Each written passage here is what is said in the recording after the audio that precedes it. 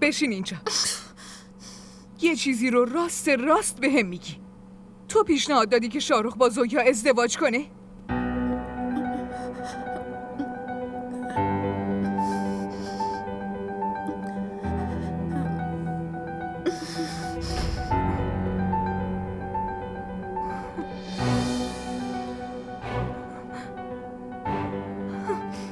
اصلا میدونی چی کار کردی؟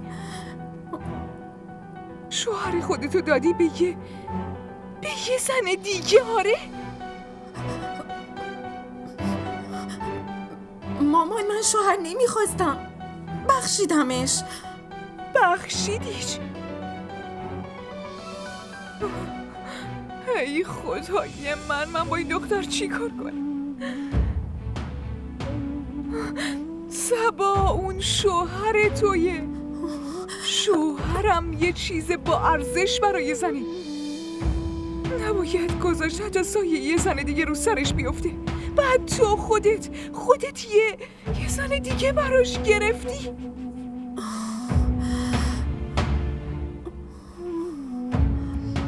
یعنی نمیشه که شوهر رو بخشی؟ ولی من بخشیدم. حالا چی کار کنم مامان؟ صبا، تو سهمت از خوشبختی رو تو سبد یکی دیگه ریختی دختر. باشه، گریه نکنین. چیزی که باید میشد شد دیگه. گریه نکنین مامان لطفاً. نمیدونم سرنوشت تو چی میشه دخترم. اصلا متوجه کاری که کردی نیستی.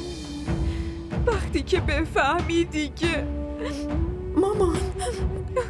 مامان لطفاً گریه نکن. مامان لطفاً، من خوشم نمیاد. منم گریه میکنم. گریه نکنین باشه؟ همه چی درست میشه. اینطوری گریه نکنین. خوشم نمیاد. نمیتونم اینطوری ببینمتون. ببخشید. من نمیدونستم که شوهر رو اینطوری نمیبخشن. منو ببخشید. گریه نکنین.